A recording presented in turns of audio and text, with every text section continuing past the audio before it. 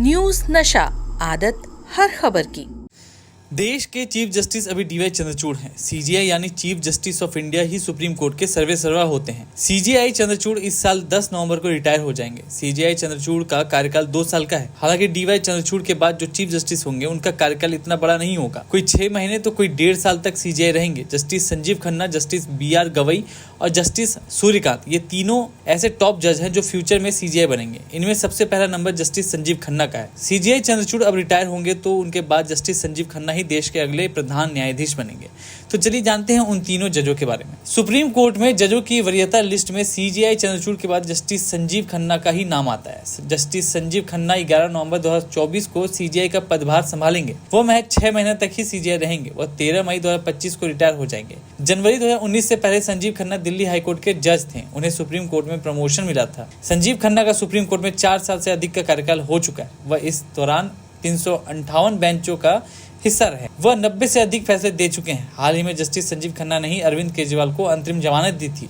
जब सीजेआई के रूप में जस्टिस संजीव खन्ना रिटायर हो जाएंगे तब जस्टिस BR गवई ही अगले सीजेआई होंगे। जस्टिस BR गवई 14 मई 2025 को सीजेआई बनेंगे। वह भी जस्टिस संजीव खन्ना की तरह 6 माह के लिए ही प्रधान न्यायाधीश बने रहेंगे। वह 23 नवंबर 2025 को रिटायर होंगे। उन्हें 2019 में बॉम्बे हाई कोर्ट से प्रमोट करके सुप्रीम कोर्ट लाया गया था। जस्टिस गवई 2010 में जस्टिस KG बालकृष्ण के रिटायरमेंट के बाद सुप्रीम कोर्ट में सेवा देने वाले पहले अनुसूचित जाति के जज हैं। जस्टिस BR गवई सबरीमाला विवाद केस की सुनवाई करने वाले बेंच का हिस्सा रह चुके हैं। सीजेआई चंद्रचूड़ के बाद जस्टिस की फैरियत में तीसरे नंबर पर जस्टिस सूर्यकांत है। जस्टिस सूर्यकांत 24 नवंबर 2025 को सीजेआई बनेंगे। वह करीब 1 साल 2 महीने तक चीफ जस्टिस बने रहेंगे। वह 9 फरवरी 2025 को रिटायर हो जाएंगे। वह 2019 में सुप्रीम कोर्ट के जज बने थे। अपने 2 साल के कार्यकाल में वह अब तक 319 बेंचों का हिस्सा रहे हैं। इस दौरान वह 55 फैसले लिख चुके हैं। भारत में सुप्रीम कोर्ट और हाई कोर्ट में जजों की नियुक्ति कॉलेजियम सिस्टम के जरिए होती है। सुप्रीम कोर्ट कॉलेजियम में चीफ जस्टिस ऑफ इंडिया के अलावा 4 वरिष्ठतम जज होते हैं। यही सुप्रीम कोर्ट और हाई कोर्ट में जजों की नियुक्ति की सिफारिश करती है। साथ ही जजों के तबादले पर भी कॉलेजियम ही फैसला लेती है। भारत के संविधान में कॉलेजियम सिस्टम का कोई प्रावधान नहीं है। यह सिस्टम अक्टूबर 1998 को प्रभाव में आया। तब से इसी सिस्टम के जरिए जजों की नियुक्ति होती आई। साल 2014 में कॉलेजियम सिस्टम की जगह राष्ट्रीय न्यायिक नियुक्ति आयोग NJAC का गठन किया गया, लेकिन यह मामला सुप्रीम कोर्ट में गया और कोर्ट ने इसे असंवैधानिक करार दे दिया। जी हैं, उन्हीं के साथ चर्चा करते हैं और समझते हैं सर ये जो पूरा मामला है, क्योंकि अगर हम बात करते हैं यहाँ पर खास तौर से ईवीएम की, इलेक्टोरल बॉन्ड की और वोटिंग डेटाबेस की, तो ये तीनों ऐसी चीजें हैं जो कि इस वक्त इतनी मुसीबतें पैदा कर सकती हैं, खास तौर से नरेंद्र मोदी और उनकी पार्टी के लिए, कि शायद उनकी सत्ता में कभी फिर वापसी हो पाए। लेकिन यहाँ पर चंद्रचूड़ के बाद जस्टिस संजीव खन्ना है। जस्टिस चंद्रचूड़ के बाद justice Sanjeev Khanna, SCGI probability उन्हीं की है, नेक्स्ट नंबर उन्हीं का है। तो ऐसे में क्या आपको लगता है कि चीजें इसी तरह से न्यायिक प्रक्रिया से उम्मीद की जा सकेगी आगे भी? विनीता, पहले तो बात तो यह है, आपने कहा कि ये ऐसे मामले हैं कि बीजेपी शायद ही वापस लौट पाए, तो उसका मामला होता या नहीं होता, मेरी पॉलिटिकल समझ ये कहती है कि बीजेपी वापस नहीं लौटेगी। अभी सरकार जरूर जोड़ तोड़ करके बना लिया, लेकिन इसके बाद ये सरकार बनाना उसके लिए बहुत आत्मघाती साबित होगा। बहुत सारी मुसीबतें उसके सामने आएंगी और बीजेपी फिर निकट भविष्य में जल्दी वापस लौटने की स्थिति में नहीं होगी। जब तक कि फिर कोई पुलवामा ना हो, जब तक कि फिर भी अच्छे दिन और 2013 के तमाम अन्ना जैसे आंदोलन और विनोद राय जैसे तमाम चीज़ें ना हो, तब तक बीजेपी का आना मुश्किल रहेगा। ये तो सवाल का एक पक्ष है। दूसरा पक्ष ये है कि क्या हम सर्वोच्च न्यायालय पर भी विश्वास करने में अब कतराने लगे हैं। सर्वोच्च न्यायालय देश का सबसे बड़ा अदालत है, वो संविधान का कस्टोडियन है, संवैधानिक बेंच वही होती है। सारे मामले अंत में ये मान के चला जाता कि कहीं भी न्याय नहीं मिला होगा तो अंत में सचमुच का न्याय सर्वोच्च न्यायालय में जरूर मिल जाएगा। और वहाँ पर भी अगर चर्चा ये शुरू हो जाए कि कौन सा जज किस पार्टी या किस विचारधारा से जुड़ा हुआ है, कौन सा जज उससे उम्मीद की जाए या नहीं की जाए, तो ये भारत के इतिहास का सबसे दुर्भाग्यपूर्ण दिन माना जाएगा। ये बहुत काला दिन होगा। लेकिन फिर भी नीचे से ऊपर तक अदालतों में जो परिस्थितियां दिखलाई पड़ रही हैं, उसमें इस तरह का सोचना गलत भी नहीं है, क्योंकि ऐसे हालात देखने को मिल रहे हैं। तमाम ऐसे मामले हो रहे हैं जो किसी भी तरह कुछ भी निर्णय कर दिए जा रहे हैं और बाद में किसी सही जज के पास जाके वो निर्णय पलट जा रहे हैं। तो ऐसे तमाम चीज़ें देखने को मिल रही हैं, वो पुलिस हो, CBI हो, इनकम टैक्स हो, ED हो, जुडिशली हो। अगर सब ऐसे चलने लगेंगे तो लोकतंत्र बचेगा कहाँ से? फिर आज़ादी का मायने कहाँ रह जाएगा, और लाखों लोगों की कुर्बानी का मायने कहाँ रह जाएगा। और वो तमाम लोग जिन्होंने संविधान बनाया था, सैकड़ों, वो तमाम इतने बड़े विद्वानों ने बैठ के तमाम बहस के बाद फिर उनकी उस सारी मेहनत का और उनकी सारी कवायद का मायने कहाँ रह जाएगा। जहाँ तक इन सारे मुद्दों का सवाल है जो आपने गिनाए हैं, ये सारे मुद्दे बहुत सेंसिटिव हैं। वीवीपैट का मुद्दा भी बड़ा सेंसिटिव था और पूरा देश ये उम्मीद कर रहा था कि ये कोई बड़ी चीज नहीं है, भाई वीवीपैट की पर्ची निकलती है, आप हमको दे दीजिए, हम एक डिब्बे में डाल दें, और अगर कहीं कोई एतराज होगा तो उसकी गिनती कर ली जाए पैरेलल उसकी। और आपने अंत में ये भी कह दिया कि किसी को अगर शिकायत है तो वो पैसा जमा करके बाद में गिनती करवा सकता है या जांच करवा सकता है मशीनों की। तो दोनों में बहुत फर्क नहीं है, लेकिन आपने उस निर्णय को ठीक नहीं किया और उस निर्णय के लेकर के पूरे देश में बहुत बड़ी आलोचना हुई जज की, सुप्रीम कोर्ट के जज के स्तर पर आलोचना हुई। उसका कोई तर्क समझ में नहीं आया, उन्होंने क्यों वो निर्णय किया।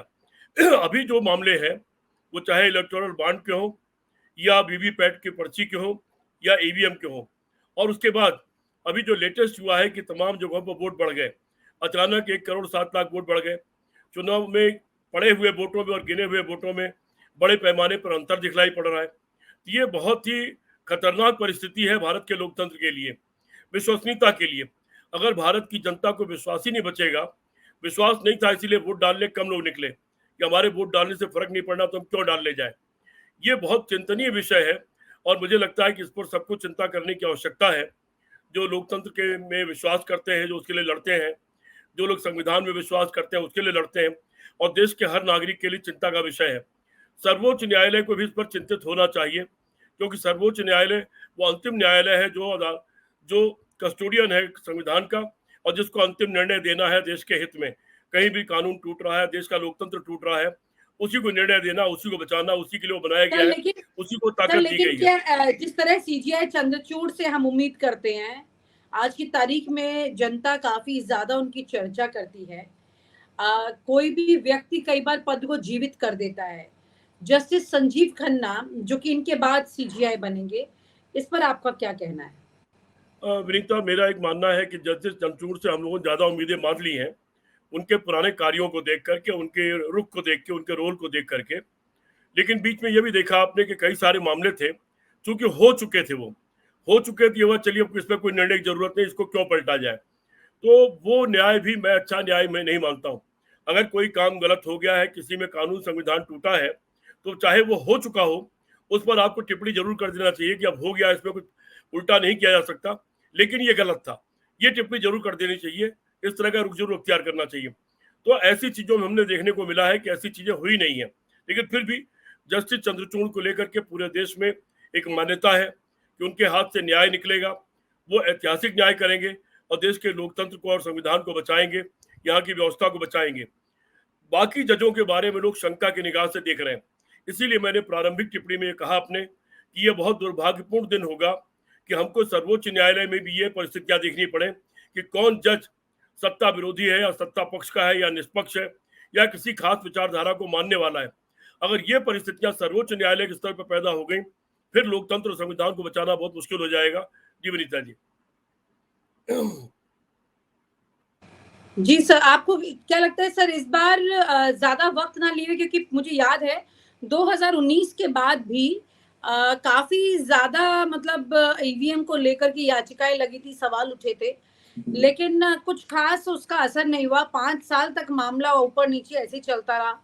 अंत में चुनाव के ठीक पहले ईवीएम को लेकर के कई भरपूर याचिकाएं लगाई विपक्ष ने, और फिर कोर्ट ने भी उतना गंभीरता से अभी भी याचिकाएं लगी हैं, अभी भी याचिकाएं लगी हैं, और बहुत सारे चुनाव क्षेत्रों को लेकर के अलग अलग याचिकाएं दाखिल हुई हैं। अलग अलग क्षेत्रों में जो चुनाव परिणाम घोषित हुए हैं उसके खिलाफ तमाम ऐतराज दाखिल हुए हैं। वो सुनवाई भी जस्टिस चंद्रचूड़ को करनी है। मेरे तक काफी सीटों पर इस तरह का मामला है। आपके दर्शकों की जानकारी के लिए बता दूं, क्योंकि लोगों को, नए लोगों को जानकारी नहीं होगी, इस देश के राष्ट्रपति थे डॉक्टर बीवी गिरी साहब, और इसी सर्वोच्च न्यायालय में उनको खड़ा होना पड़ा था जाके। यद्यप संविधान ये कहता है कि राष्ट्रपति किसी अदालत के लिए बाध्य नहीं है जाने के लिए, उस पर कोई मुकदमा नहीं चलाया जा सकता, लेकिन बीबी गिरी के खिलाफ मामला चला था और बीबी गिरी को जाकर के अदालत के सामने पेश होना पड़ा था। ये पलट करके लोगों को देख लेना चाहिए, यूट्यूब अपने गूगल कर लेना चाहिए, ये जानने की कोशिश करनी चाहिए। ये सर्वोच्च न्यायालय इतना महत्वपूर्ण रहा है, राष्ट्रपति ने वहां खड़े होना इसलिए मंजूर किया कि सर्वोच्च न्यायालय की गरिमा, शुचिता और उसकी ताकत बनी रहे, अन्यथा राष्ट्रपति को बुलाया नहीं जा सकता, ये कानून है। लेकिन वो गए। नरसिम्हा राव जी प्रधानमंत्री रहे थे, लेकिन उन्होंने अदालत का लगातार सामना किया। और ये अलग बात है कि उनकी अदालत के दायरे में बनाने के बजाय विशेष रूप से जो एक भवन जो बना हुआ है उपराष्ट्रपति के घर के बगल में, विज्ञान भवन, उनके लिए विज्ञान भवन में एक विशेष अदालत कक्ष बना दिया गया था। लेकिन नरसिम्हा राव जी ने वहां लगातार हाजिरी लगाई। ये है अदालत की ताकत। अदालत अपनी ताकत खुद नहीं अगर पहचानेगी, अपनी ताकत को खुद बरकरार नहीं रखेगी, तो लोग उसका सम्मान करना बंद कर देंगे और आने वाले समय में लोकतंत्र को खतरा पैदा हो जाएगा। इससे मैं भी चिंतित हूँ और मुझे लगता है कि सर्वोच्च न्यायालय के सारे जजों को भी चिंतित होना चाहिए। और आप हमसे जुड़े रहने के लिए सब्सक्राइब करें YouTube पर, फॉलो करें Twitter पर और लाइक करें Facebook पर। और ज्यादा जानकारी के लिए आपको टाइप करना होगा सिर्फ न्यूज़ नशा।